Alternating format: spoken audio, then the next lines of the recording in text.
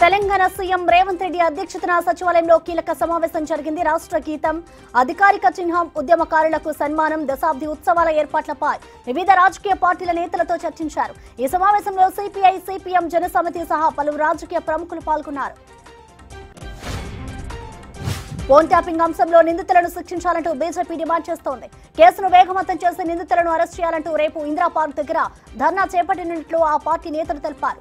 కేసీఆర్ ఆదేశాల మేరకే phone tapping జరిగిందని బీజేపీ ఆరోపిస్తోంది. ప్రభుత్వం కీలక వ్యక్తులపై చర్యలు తీసుకోవడం లేదంటూ విమర్శించింది బీజేపీ.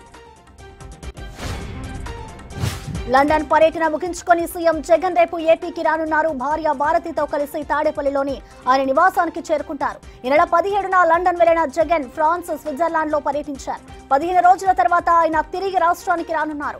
అటు సీఎం జగన్ ఆసక్తికర ట్వీట్ చేశారు. దేవుడి దయ, ప్రజలిచ్చిన చారిత్రాత్మక తీర్పుతో సరిగ్గా 5 ఏళ్ల క్రితం ఇదే రోజున వైసీపీ అధికారంలోకి వచ్చిందని అన్నారు. ప్రజలందరి దీవెనలతో మళ్లీ ఏర్పాటు కానున్న ప్రభుత్వంలో ఇదే మంచిని కొనసాగిస్తూ రాష్ట్ర సమగ్ర అభివృద్ధి దిశగా మరిన్ని అడుగులు ముందుకేస్తామని ఎక్స్ లో పోస్ట్ చేశారు.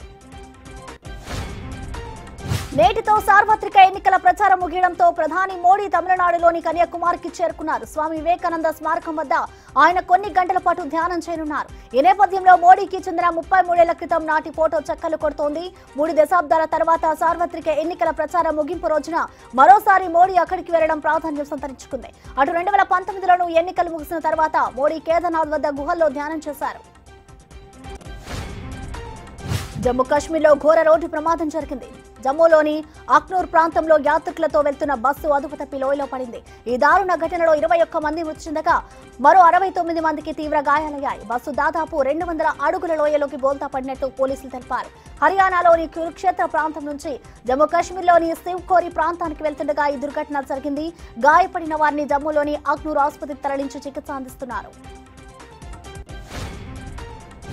మండు వేసవిలో చల్లని కబురును మోసుకొస్తూ నైరుతి రుతుపవనాలు దేశంలోకి ప్రవేశించాయి. గురువారం ఉదయం కేరళ తీరాన్ని తాకినట్లు భారత వాతావరణ విభాగం వెల్లడించింది.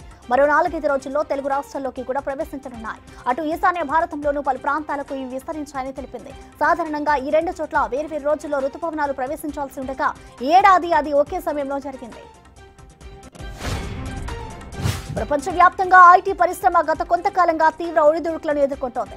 లే ఆఫ్ల పేరుతో లక్షలాది మంది ఉద్యోగులను కంపెనీలు అధికారికంగా తొలగించాయి. సమాచారం లేకుండానే వేలాదిగా ఐటీ ఉద్యోగులు జాబ్స్ కోల్పోయారు. దేశంలోని ఐటీ పరిశ్రమలో 2023 క్యాలెండర్ సంవత్సరంలో దాదాపు 20,000 మంది సైలెంట్ గా ఉద్యోగాలు కోల్పోయారు. ఈ మేరకు ఓ ప్రముఖ సంస్థ నివేదికను విడుదల చేసింది. డ్రాగన్ కంట్రీ పనులకు అడ్డుకట్ట పడడం లేదు. ఎప్పుడు ఏదో ఒక రూపంలో ప్రపంచవ్యాప్తంగా ఆందోళన క్రియేట్ చేస్తోంది. ఇప్పటికే ప్రపంచంలోని అనేక దేశాలు చైనాపై గూఢచర్యం, హ్యాకింగ్ ఆరోపణలు చేస్తూనే ఉన్నాయి. ఈ తరుణంలో సిక్కింలోని భారత సరిహద్దుకు దగ్గరలో చైనా యుద్ధ విమానాలు మోహరించాయి. తాజాగా జియో స్పేషియల్ ఇంటెలిజెన్స్ నుంచి కొన్ని ఫోటోలు విడుదలయ్యాయి.